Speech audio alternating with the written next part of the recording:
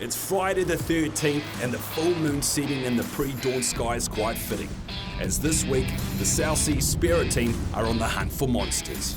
But their quest to slay a beast first involves heading as far north as the road will take them, all the way to the very tip of New Zealand, which will be the staging point for a complex 3-boat mission to Manawatafi, the Three Kings Islands. Right, well, we're up pretty early this morning in the dark, driven a couple of hours to the very northern tip of New Zealand, and yeah, we're on our way out to the King.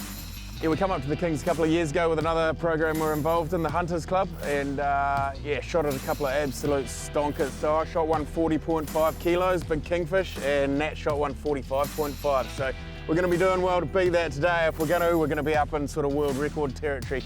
This is the place for them. Nat that's with us got the world record, so yeah, it is beatable. I'm sure he'd be savage if it's one of us boys that gets it, not him, but yeah, Rochele, who's on the trip as well, she's also got the women's world record from up here, so it does bode well for the trip, but yeah, most of us boys were just happy taking home a bit of a feed. If we can get a fish over 30 kilos, I'm going to be pretty stoked to take some back to the family. Yeah, and just have a good time. We do have the chance of getting something really cool, so we'll just see what happens. As always, we've assembled a crack group of Spearos for this epic undertaking, so let's meet the team. Hey, so I'm Nat Davey. I've been a commercial fisherman. Sort of did that for 20 odd years and got into the spearfishing side of things and decided that it was really cool to see what was actually under the water than standing on a boat the whole time and looking into the water catching fish. My name's Dwane Herbert. I'm a diver by trade, so I live down the bottom of New Zealand and dive for urchins and abalone, or paua and kinna as we call them in New Zealand. I'm Rochele Potter and I live in the far north of New Zealand. I've been spearfishing for about 10 years and I do it mostly for recreation rather than competition, a little bit of competition, and I really like chasing big fish. I'm Kieran Andrews. I've been surfing and sailing and spending time in the water and spearfishing for as long as I can remember, really. I'm Sam Wild. I'm an underwater cameraman, a graduate in marine biology and a Spearo addict. Yeah, I'm Tim Barnett. That was a good start, wasn't it? Yeah, we've also got another crew in the 2250 Ultra Centre Cab. These boys are going to be fly fishing at the same time, so we'll be doing our Spearo thing in our 2 boats, and these guys are going to, yeah, hopefully get something pretty special on the fly rods. So we'll just see what happens there too. Oh no! Soft there. Wrap to get stuck. Yeah, biggest truck gets stuck. Compulsory, isn't it? Yeah, you've got to get one stuck on the beak. It was going way too smoothly. 2 boats in, too easy. We'll get there. Yeah, you've got the brakes off, haven't you? No, you haven't. Wait. Oi. Go forward. Who's in charge of that? the brakes were on. That's why you couldn't back. Who bought these guys? That's actually done really well considering the brakes are on. Yeah. Wait, don't want to salt up his truck too much. The brakes are on. Pays to get the compulsory stuff up out of the way early on in the trip, so the team will certainly now be hoping that the brakes can be left off for the remainder of the day, as Manawatafi, the Three Kings, isn't the kind of place that you can afford for mistakes to be made. It's not long before the little flotilla of stabby crafts has made its way to the river mouth leading out to the open ocean, and the excitement on board is palpable. All good, Dwane? We're good, we're ready to go. We're into it. Yeah, so for a start there's a heap of current coming in, so yeah, a bit of a tricky situation, but we're all sorted now. Right, good way. Pretty calm though. It's a little bit nicer than last time we were at it. The trickiest patch of water on the longest steam to Manawatafi is encountered early on as you punch past Cape Reinga and experience the tumultuous confluence of the east and west coast currents. Depending on the wind and tides, this stretch of water can sometimes be a bit of a washing machine, but the team have picked a good weather window, so it's a relatively calm run for them. However, that doesn't mean the lads still can't break up the boredom of a 2-hour trip with a little lewd behaviour. Yeah, we just asked the boys to film us, and we're going to give them a little surprise. No, don't get the front end. Let's get the top ends. There you go. Get down. Here we go. Tell me when to stand up. Okay, hang on. Okay, stand up.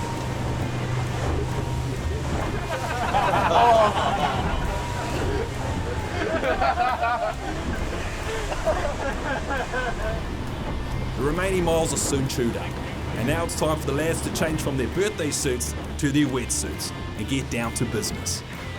Sweet, so we just arrived at the Kings now. There's a ton of bird action, eh? We're seeing trevally, schools of trevally already, so it's looking pretty good, really fishy. Pretty exciting, eh? Been here a couple of times, not specifically just to shoot fish like we are this time, so yeah, I'm jumping out of my skin. You might notice I got my German sunnies on today. We've got Smith.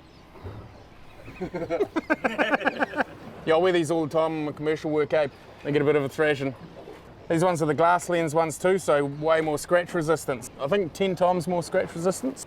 They're the bee's knees. Oh wow, oh wow, is that what you look like? I feel better too. Hey, buddy. Oh, that's a good sign seeing the dolphins here, because often where there's dolphins, there's snapper. Snapper often hang underneath them and mill around them because they eat their poo. And then we eat the snapper. Despite the big effort to get all the way up to the Kings, Tim doesn't seem to be in any rush to get into the drink. Dilly-dallying, Tim. No, I'm just waiting for the prime time. Prime time's now. We're not going to shoot anything sitting on the boat. I've mucked around a lot before I get in. All right, you boys ready? Yeah, so straight up we're going to target one fish each for the divers here.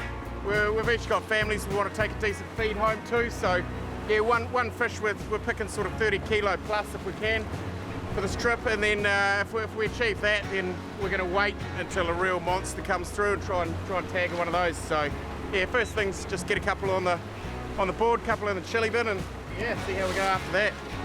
Getting exciting. There's a hell of a lot of birds here. That's where the carnage happened. That's where we had the snapper, the nautilus, the kingies, the little sharks and stuff coming up. The mau. Tell me about your eyes. Hey, oh, the eyes on the back. Shark eyes. So we're at the Three Kings. There's a lot of fish here, which means naturally there's a lot of sharks. This here basically just makes it appear like there's eyes on the shark at all times, even though it may be behind you. And basically, if a shark feels like it's being watched, it feels like it's game over. It's not going to come and hopefully sneak up and take a munch. So, well, that's the idea anyway. Still got my limbs attached, so far so good. But, I've taken mine off because could be some pretty cool action if I do get dismantled. Right, let's get into it. Okay.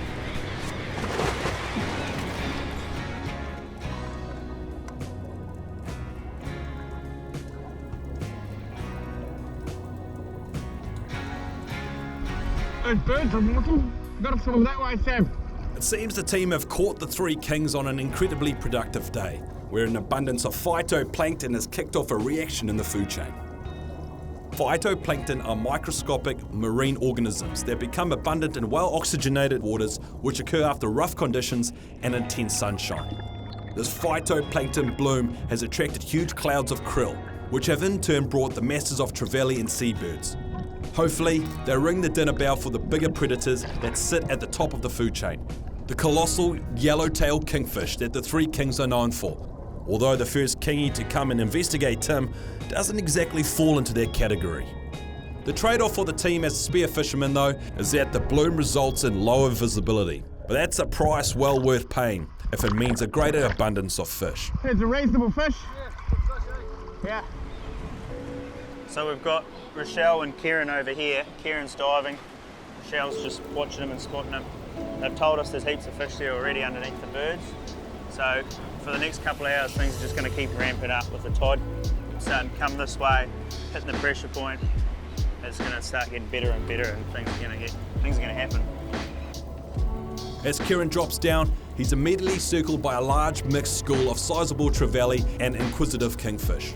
The kings are a decent size, but it's very hard to gauge the size of a fish on your first few dives of a trip. It takes time to determine which are genuine trophy class and which fall into the more standard 20 to 25 kilo range. It doesn't help when the fish within a school are all of similar calibre either, although there are one or two outliers in the school, which would be well worth a closer look. They're in amongst the birds, yeah, way over there. Back over with Tim, and it seems nothing of any substance has grabbed his eye as of yet either.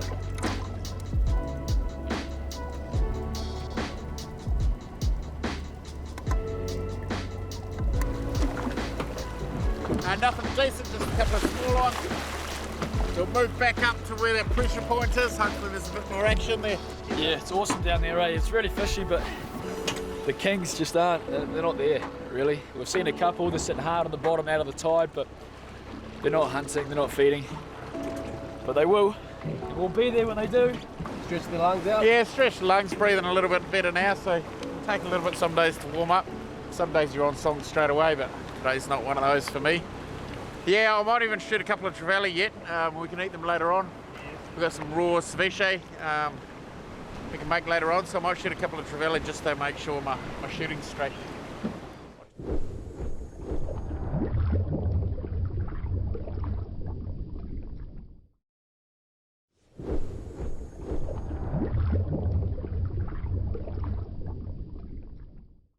We've ventured all the way north to the remote Manawatafi, aka the Three Kings Islands, in search of gigantic yellowtail kingfish. But so far, despite plenty of fish life, there have been no real monsters to speak of.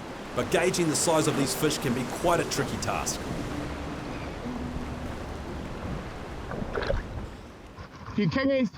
Yeah, there's some reasonable ones. Not big, but probably 15 odd kilo. When I'm trying to evaluate a big kingfish, what I'm looking for is length and girth. And if you can put both of them together, you get a big fish. It's almost natural to just look at a fish and go, oh, that's 20 kilos, or that's 15, or oh, there's a 30 kilo fish. So once you get over 30 kilos, you know that's a big fish, but to the next level of 40 kilos, the head's a lot bigger.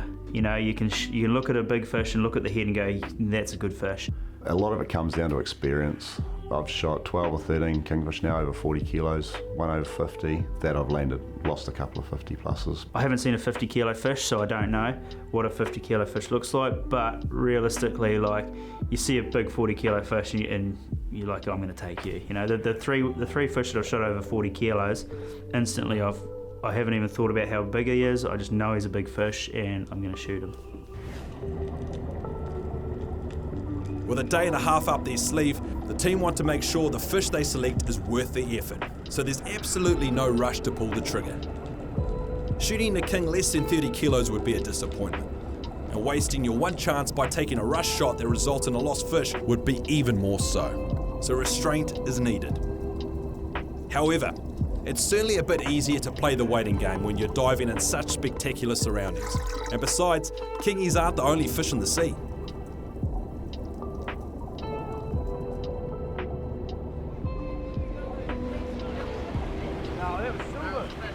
Look at them all. Here, no, up here, look, see? There's heaps of them. We're just seeing all these big trevs, just the big silver bellies flashing up underneath these birds, so... Oh, mate, it looks awesome. We're going to go and check it out. The big school of trevallies have just popped up right beside the boat here. It's unreal. Things are starting to happen, like everything's coming up to the surface now as the tides started coming this way. Things are just starting to come together. Feels like big fish are about to turn up. Oh, look at the size of them. You can see all the birds in amongst them as well. So you can see the blue trevally and the silver, and then you can see the brown birds diving down and trying to grab the krill as well. Trevally are a common sight in New Zealand seas, and they can be found schooling in large numbers in warmer waters near headlands, pinnacles and islands, where ocean currents tend to concentrate a lot of plankton. Incidentally, Nat also holds the New Zealand trevally record of 9.3 kg, which unsurprisingly was also speared here at Manawatafi.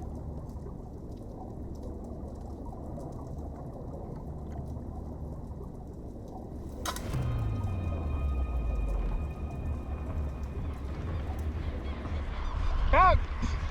Woo! Oh, sounds like the boys have shot one over there. See that kingy there? Tim's shot a nice sized fish, but he's not the only one now focused on landing the trevally. A kingfish has also been attracted in by the commotion, and it seems he's intent on biting off more than he can chew. So Tim wastes little time in hauling the large trevally up to the surface. Work, team. Ho, ho, ho! Yeah, thumping great trevally. He's big. Look at that. Yeah, it's a good fish. So we're going to have some ceviche later on tonight, so he'll be perfect for that. Interesting, there was quite a good sized kingy. Came in as soon as I'd shot it, come rocketing in, and was looking at him for ages. He even started nibbling at him. But he was thinking about having a crack. He was there for ages. Sweet. Oh. Hey, beauty. Good fish. Yeah, that's a beautiful fish. Big hump head. You know they're big when they got a big hump head. That's by far the biggest trevally I've ever shot. It's a monster. Like you don't get them like this on the mainland very often at all, so this is the place for big ones. Saw another one in the school, similar size, so yeah, pretty stoked on that. Nat's got a fish on. Nat's got a fish on. Oh. Roger, copy. Yeah, boy's got a fish on, so it must be something decent Nat's shot, isn't he? If Nat shot it, if the world record holders shot it, it must be a good fish. All right, let's get over there. When I'm shooting a big kingfish, a lot of the time is you don't always get to take the perfect shot because it might be swimming away from you or whatever, but you're wanting to predominantly aim just above the petrel fin. You've got a chance of hitting the spine, but it's a good meaty shot. If your gun's grunty enough, you'll punch through that hard meat at a decent range. Nat's gun is certainly grunty enough. The custom build double roller 150 really packs a punch, and its shot is a good one, but now the hard work starts. Nat's kicking hard to the surface while applying pressure to the line to prevent the shot fish from being able to reach the bottom and bust him off amongst the rocks and structure. Fights with the big fish are often won and lost in the first 60 seconds. So as soon as Nat surfaces and recharges his lungs with a fresh breath of air, he begins clipping off his high pressure float line to the dive line in order to provide resistance to prevent the fish from sounding any deeper. It's a delicate balance. Apply too much pressure and you risk having the spear shaft pull through the fish, but not jamming on the brakes hard enough means you run the risk of having the fish smash you off on the bottom. This fish is still down deep and fighting hard, but Nat's working equally hard and winning line back inch by inch. Nat's over here and he's just shot one, so race over and have a look and make sure it's all going to work out. This is all go. Like we said, big fish are going to turn up soon. Yeah, it's just starting to crank up, eh? Yeah. Those trevallies started feeding hard out. It's only a matter of time until the king showed up. If you're driving, Dwane, just push it in front of me. Get straight in there. Get us up there, Dwane, I see. Oh no, he's got it at the float now. Got it up. Now he's using the float as leverage. Nat! What's happened? Oh, going on! Good fish. Getting near the bottom. When you're battling a fish of this size and strength, you have to be aware of any loose line on the surface, as getting entangled in a loop can have major repercussions should the fish go on a particularly blistering run. It's obvious that this fish still has a lot of go left in it, as it powers down to the depths, dragging the 15-litre float with it. As the float descends, the air within it compresses, and it crushes in on itself. At 10 metres in depth, the pressure of the float is half of that at the surface, so the float actually becomes easier to submerge the deeper it descends. However, at the depth that it currently is, it is extremely buoyant and applies a great deal of pressure to the tiring kingfish, which can't sustain its powerful runs permanently. Yeah, quite a nice one. Yeah. 35, something like that. 35? Yeah. Sweet. Yeah, well, that's what we're after for a start, a couple of fish like that, so we can take something home. And yeah, 35's a monster fish. Like, if you shot a 35 kilo on New Zealand, you'd be stoked. Up here, it's a good fish, but not a monster, so we're happy with it. We'll take it. You need a second gun at all, Nat? Nah, good shot. Shot pretty well. Sweet. The kingfish is now in mid-water, and the risk of busting them off on the bottom is diminished. But Nat still needs to be careful not to get too heavy-handed on his efforts to raise it up to the surface. The longer the fight goes on, the greater the danger of attracting in an unwelcome visitor to crash the party. Keeps pulling that float under, so it shows it's quite a good fish out. It's already had quite a bit of fight, but it's still got the strength to pull under. That's cool. Look at it. He's using the float with a clip onto the, see how the float has got a clip on it, and you clip onto the rope, and then you use that as leverage, and then clip it on, and then it's pulling the float down, gets tied, comes back up, you get another metre. And so you're using it to essentially fight against the float until it's tired enough, and then you can, as you're doing it, you're getting closer and closer to it, so you can pull it up and stab it. So he's stopped using the float now because he's got to the nylon, which is where you can't clip off. Nylon's too thin, so now he has to play it with his hand and get towed around and pull it in. It's essentially like fishing. It looks quite big compared to you. From Sam, you reckon it's quite good? Might be bigger, you reckon? Looking a bit bigger than 35 now. Might have underestimated it, eh? We might add 10 kilos to it. At 10 kilos, did he say? He said add 10 kilos. Could be 45, yeah, coming up. As discussed earlier, it can be a hard task evaluating a fish in the heat of the moment. But it's certainly a welcome sight upon seeing an even bigger fish than you first envisioned nearing the surface. Nat's now in total control, allowing the big kingfish to circle around him whilst maintaining a firm pressure on the line and spear to ensure there's no chance of the fish heading back towards the depths.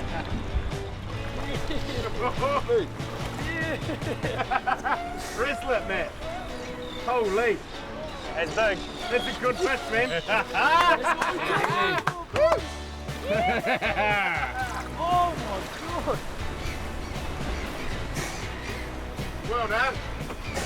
Yeah, that's cool. So obviously a bit bigger than what Nat thought when he pulled the trigger. So yeah, they can be a bit hard to judge underwater sometimes. That's a thumping fish though, isn't it? Look at him. Oh, that's a horse. How big do you reckon, Nat? Should be over 45.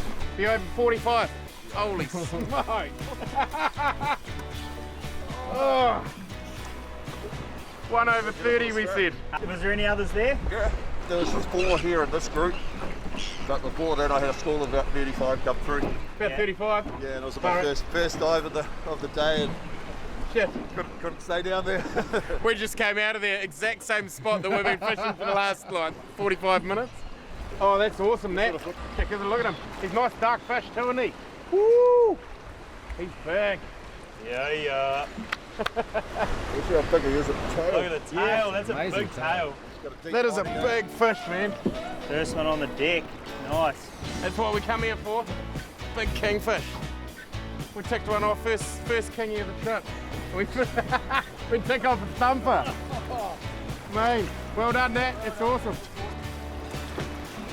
If we get some bigger than this, we'll be in the money. Holy smokes!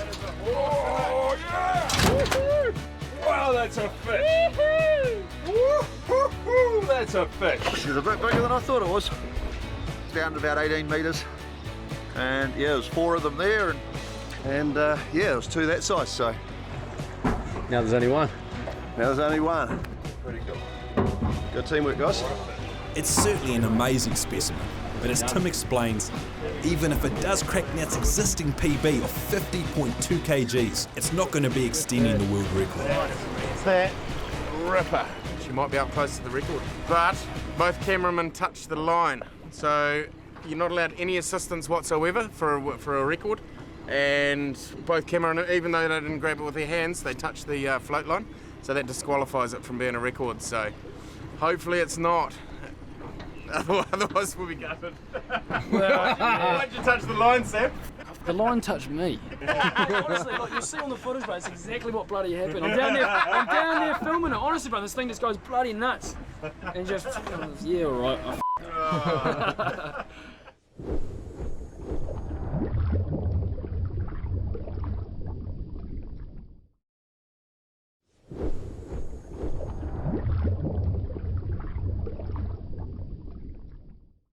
Right, my turn. Woohoo! Pretty much bit half my finger off waiting with anticipation. Yesterday I was diving in Stuart Island, now I'm at the top. Righto. Yeah, it's Dwane's turn now. We're just swapping out, taking turns driving and diving, so we each get a go. It's not too confusing with all the cameras and everything too, so yeah, I shot that nice big trevally before, so I'm pretty stoked with the start of the trip, and yeah, obviously Nat's shot that thumper of a kingy. Now hopefully Dwane can do the damage as well. Yeah, last time we were up here, Nat shot the 45 kilo fish right at the last few dives of the day. So as soon as we got her on the boat, we were in a hurry to get home. So it's quite nice today because we've got another day and a half really. So the rest of the day and tomorrow, so we can just take our time. It's awesome. Tim and Nat are definitely no slouches when it comes to diving, but Dwane's a different killer of fish altogether. His job as a commercial diver for Kina and Paua in the bottom of the South Island means his body is adapted to diving deep and for long periods. Add to this the fact through rigorous training using specialist techniques he's capable of diving to depths of 50 metres means he's an absolute weapon underwater.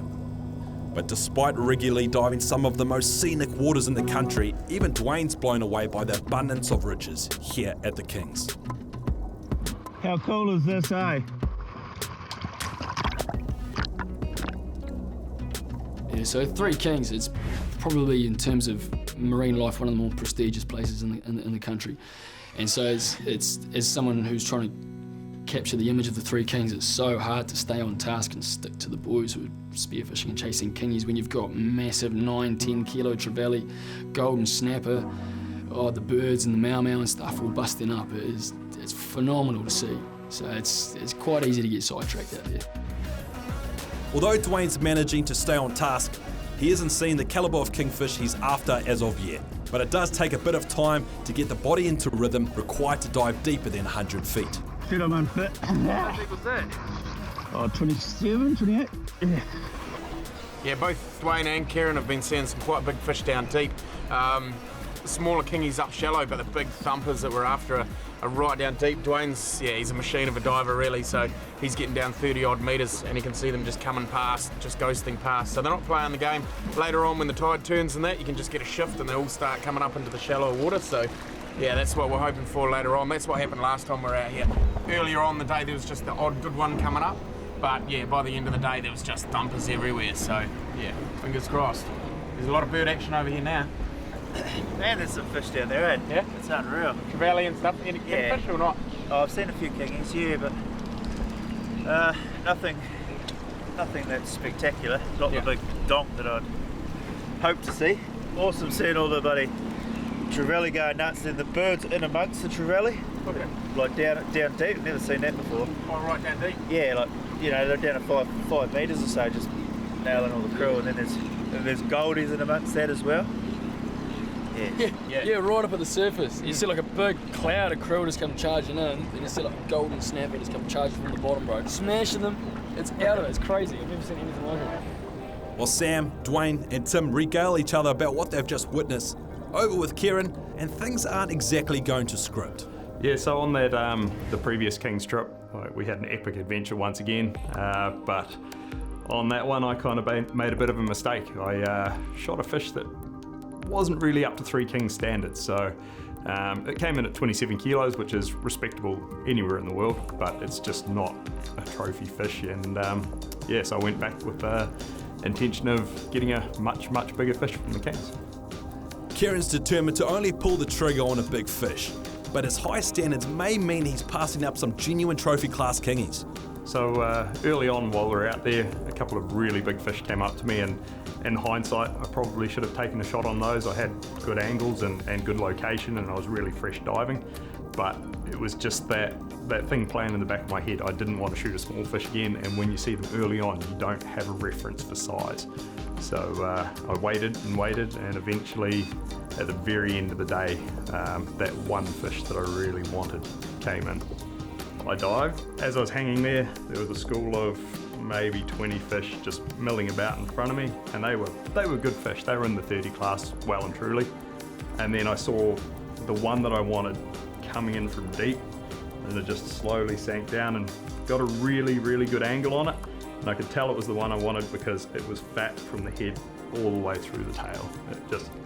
It had that presence that really big fish have. And it just sank and lined up, and the shot was about as perfect as you could hope for. But just as I pulled the trigger, my calf muscle just gave a bit of a twinge, and by the time I hit the surface, my leg had locked up with cramp, and I don't know if you've ever had cramp in the water, but that's all you can concentrate on.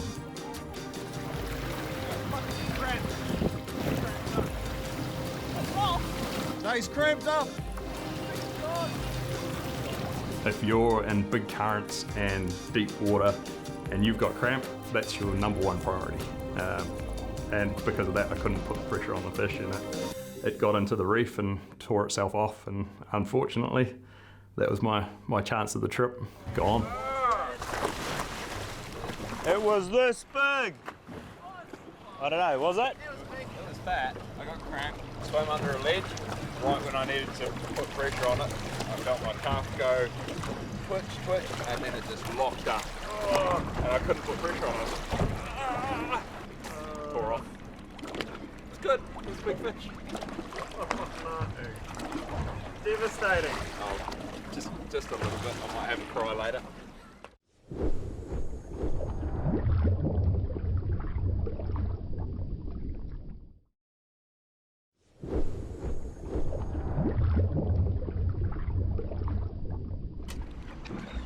Yeah, we're swapping back. Dwane's had enough for now. He's going to have a rest after his scenic dive. Yeah, so I'm going to have another crack now. Hopefully another good one comes through. Alright, we'll see you guys in a bit with a 40 kilo kingy. Fast forward an hour though, and the forecast 40 kilo fish fails to eventuate. So Timmy's just jumped in for another scenic dive and come away with some nice pictures of pink mau and trevally. He hasn't managed to spear anything yet, so we're just going to ticky on over to the other end of the island and have a look around. The tide's changed, which means the fish aren't as aggressive and they're not feeding. So it's now chase the tide to the other end of the island and see if the fish are moving there. A riveting dive, that one. I think I saw 2 kingfish the whole dive. But anyway.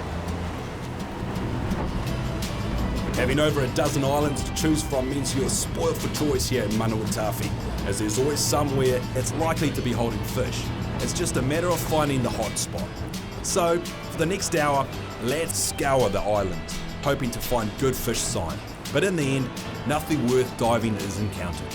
So the decision is made to drop anchor in the sheltered bay and change the focus to securing a few tasties for the evening's dinner.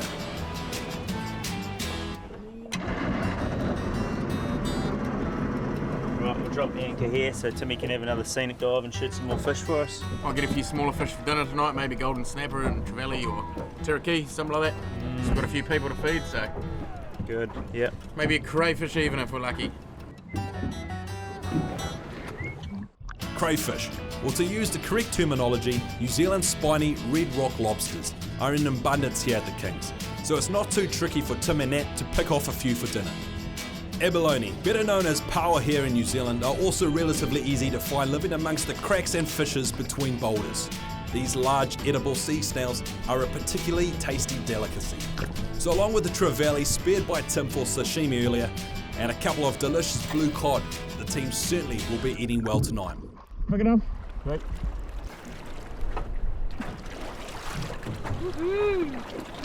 I've had to crate a few powers, so got a snacking for tonight. Ooh, beautiful, bloody awesome combo. There's even a couple of nice fat sea urchin to help whet the appetite for this evening's seafood feast. Delicacy. Right, cut. Spiky go. Glad someone likes it. As night falls, the team transfer their catch across to the Florence Nightingale, which has been busy working in the area. Along with its massive ice hole to keep the fish in great condition, the big boat provides the team with ample space to kick back and tell a few tall tales about the day's action. Yeah, when you look at it like that, that is huge. That's the best guy make it? I'm not into the wasabi. It's good for you. Yeah. Put tears on your chest. It was Friday the 13th today, so no surprises there was a few stuff-ups. But new day tomorrow. It's going to calm off over the day. Bit of wind tonight, but yeah, tomorrow should be quite calm later on. So hopefully gets a little bit fishier and we can nail a couple more decent ones. The morning brings with it more settled weather, so the team wastes little time in getting prepped and underway for their final day's diving. Our boys have had a good night's sleep, good feed last night as well, so just going to jump back on the small boats and go back to our hotspot, I suppose. This is it, ain't it? This is all you need? My fish. I'll be a bit more trigger happy today and plug something hopefully. Been told if I don't come home with kingfish then I'm pretty much not married, so I'll make sure I shoot something to keep her happy. Yeah, we were holding off a little bit yesterday. Nat got that one big fish and Kieran lost a good one as well, but yeah, today we're not going to be as picky. Yeah, smack over a couple. Catch you later, mate. See you next time, mate. Sorry we kept you up. Yeah, she rained at about 4:30, so some of the boys that were out of the shelter had to sort of snuggle in a bit, but yeah, apart from that, got a good sleep. We're all raring to go now. Yeah, one of the joys of staying on a boat out here is we don't have all that travel. It was a couple of hours drive and an hour and a bit of steam out here yesterday, so now we're Johnny on the spot, about a K from where we're going to dive, so straight into it. The boys are keen. Fresh and ready to go. Cheers.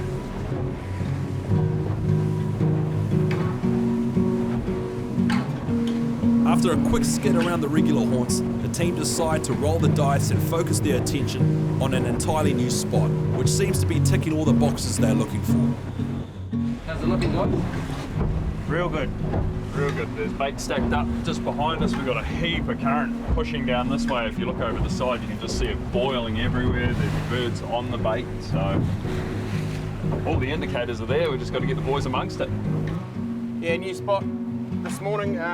There wasn't much activity where we were going to dive, so we've found another spot with a lot of current, a lot of bird action. Obviously fish underneath, a bit on the sounder, so yeah, we're about to get fired up, jump in our suits and get into it. Hopefully there's something big around. A bit worried about this weather that's coming over. Hopefully this overcast brings the fish up a bit higher. Yeah. There's forecast for a little bit of rain, but yeah, hopefully not too much for the cameras, but yeah, should be good for the fishing. Don't want to have to dive too deep for the fish today, I think. Hopefully 10 metres max. Just one. Is that right? Can I jump in? Yeah, that's good. Yeah, pretty excited, first dive of the day. Dwane just gave a bit of a whoop, so I'm guessing there's a few fish in there. I better get in.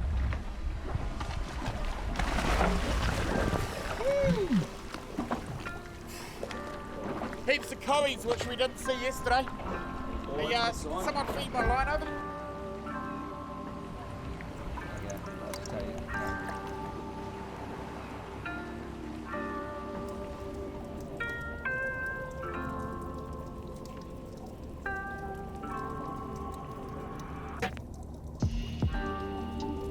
The bait seen stacked on the sounder are blue koriru, a great indicator that there's predatory fish in the area, as they are a favourite food for big kingies. However, there doesn't appear to be a huge amount of current hitting this point, and the kings that are seen don't even come close to the size that Dwane and Tim are targeting.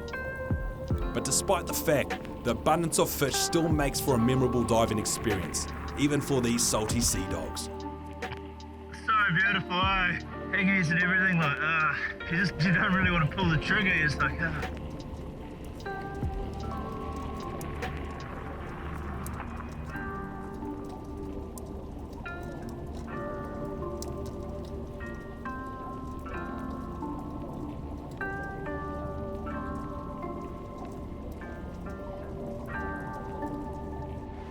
Tough work at the moment. Yeah, pretty challenging down there at the moment, eh? It's not a lot of tide, the kingfish are there, but maybe the lack of current's just keeping them moving around and just disinterested. They're just staying wide and they're not paying us any attention, which makes things hard, but at least they're there. We'll get them.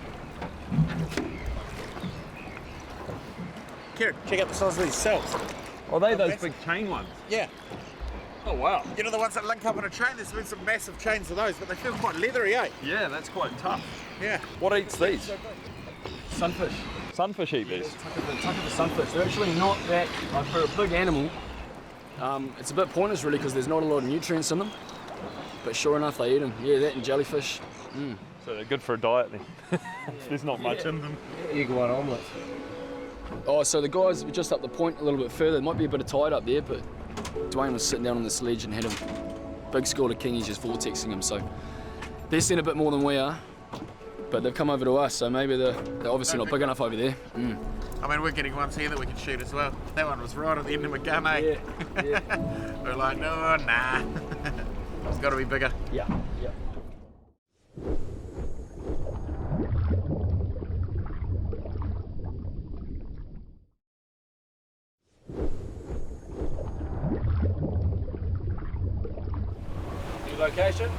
New location. The tide's starting to drop now. We're getting to the end of the run, so the current basically stopped where we were. We're going to find the last places that are still holding current, and by the looks of it, it's much fishier at this end still. Got a lot of birds out there, bait showing up on the sounder, so we're just going to find the fishiest piece of all of it and put the guys in the water.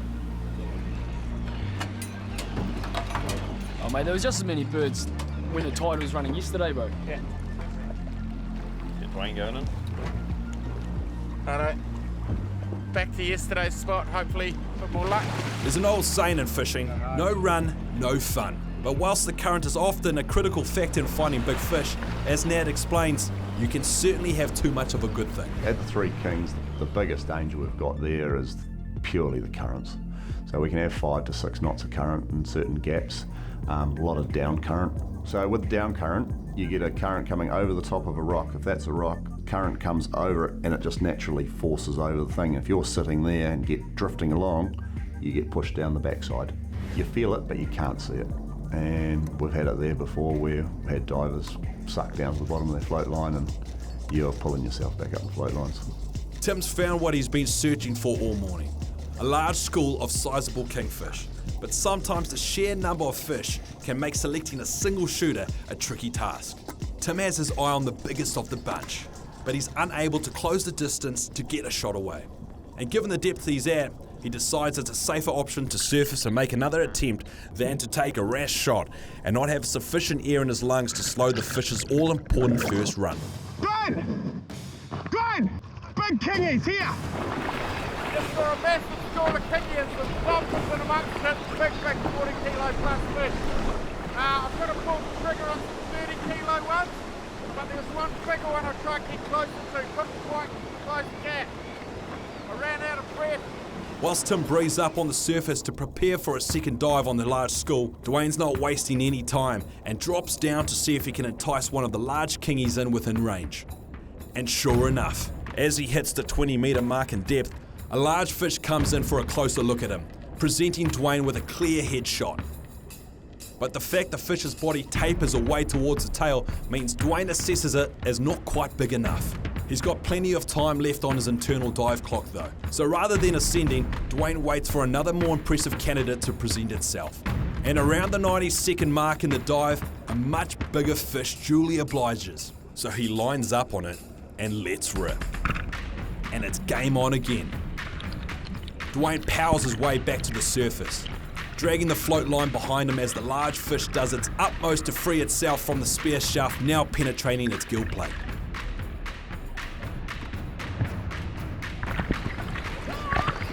He's on. He's on. Yep. Looks like Dwane's got a really good fish on. I'm just looking at the float up here getting pulled all around the place. Fish on! Fish on! Real important when you're dealing with big fish to always have good communication. Just coming in so the boat's nice and close and we stay on top of them if they need any help. See Dwane out here, he seems to fight his fish a bit more old school, muscling it up with manpower rather than the way that Nat fights fish where he uses a float to leverage against the fish. So yeah, but it looks like he's getting close here now. He's got his head up out of the water. Hey, it's a knife. Good fish. Yeah, it's good fish. It's a good fish, man. Good fish. Woo-hoo-hoo. It's a good fish, man. It's a thumper. Good big one, eh? Was it in a big school? Yeah, there's a few there. Yeah, look it. Holy shit, it's fat. It's massive. Here we go. Holy shit, that's big. That's a big, big fish. Oh yeah! Oh yeah! Oh, it's massive. Bent my 8 little shaft just about at half. Holy. He just took off. I couldn't hold him. I just had to race with my float. Just weed and shit all around my gear and hit. Somehow he didn't. Oh, I don't know, this is unreal. Holy shit. Horse. That thing is huge, man. That's a horse, man. That's close to Nat size as well, man. Holy hecker. That was awesome, man. You were like choosing your fish. You were like, oh, you nearly shot that one that came through before. How deep do you reckon you were at that? 20. Yeah, 18, 20. When he took the shot.